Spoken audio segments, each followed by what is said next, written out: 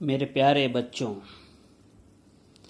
आज हम लोग भक्ति काल के सगुण काव्यधारा के रामाश्रयी शाखा के प्रतिनिधि कवि तुलसीदास द्वारा रचित कवितावली के अयोध्या कांड से उद्गृत कक्षा 10 के वन पथ पर नामक शीर्षक से उस पद्यांश की व्याख्या प्रस्तुत करने जा रहे हैं जिसमें अयोध्या के राजा दशरथ ने अपने पुत्र श्री राम को वनवास दे दिया है। राम के साथ साथ उनकी पत्नी सीता जी और लक्ष्मण जी भी जा रहे हैं। पुरसे निकसी रघुवीर बधु धरि धीर दये मग में डग दोए। जैसे अयोध्या के किले अयोध्या नगर से श्री राम और उनकी पत्नी सीता जी निकली, धरि धीर दये मग में डग दोए। धैर्य धारण करके उन्होंने मार्ग में कुछ ही कदम रखे। झलकी भरी भाल कनी जल की, पुट सूखी गए मधुरा धर दोए। उनके मस्तक पर पसीने की बूंदें दिखाई देने लगीं, क्योंकि एक राजा की पुत्री है सीता जी। वो अत्यंत कोमलांगी हैं, उन्होंने कभी पैदल यात्रा नहीं की है। उनके मधुर कोमल ओंठों के पुट सूख गए। फिर बूझती है चलनो अब केतिक, पर्ण कुटी करिहों कित होए।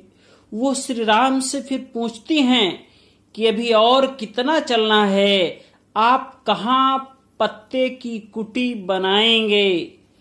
तिय की लखी आतुरता पिय की, अखियां अति चारु चली जल चोए। श्री राम ने जैसे सीता की तरफ देखा, उन्होंने अपनी प्रियतमा की व्याकुलता को देखा तो उनसे रहा नहीं गया। उनकी आंखों में आंसू आ गए। जल को गए हैं लखनु लरिका, और परिखो पिय छा घरीक हुए ठाढ़े। सीता अपने प्रियतम श्री राम से कह रही हैं, हे प्रियतम, लक्ष्मण पानी लेने गए हैं, वो अभी बच्चे हैं, निर्जन सुनसान स्थान है, इसलिए एक घड़ी हम लोग खड़े होके प्रतीक्षा कर लें। और पोंछ पसेव बयारी करो, रुकिए, मैं आपका पसीना पोंछ दूं और थोड़ी हवा कर दूं। अरु पाय पखारी हूं भू भूरी डाढ़े। जो गर्म रेत से आपके पैर जल गए हैं उसे हम धो दें, उसे एक बार शीतलता प्रदान करें। तुलसी रघुबीर प्रियाश्रम जानिके, बैठी विलंब लोकंटक काढ़े।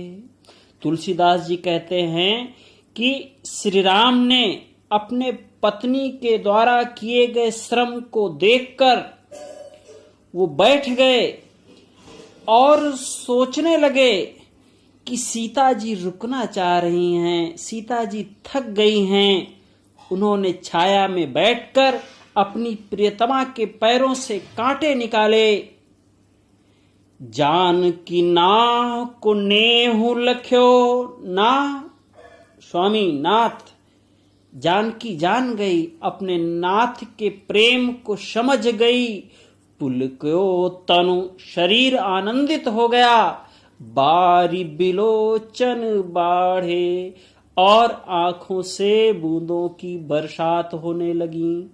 अर्थात सीता की आंखों में प्रेम के आंसू छलक उठे।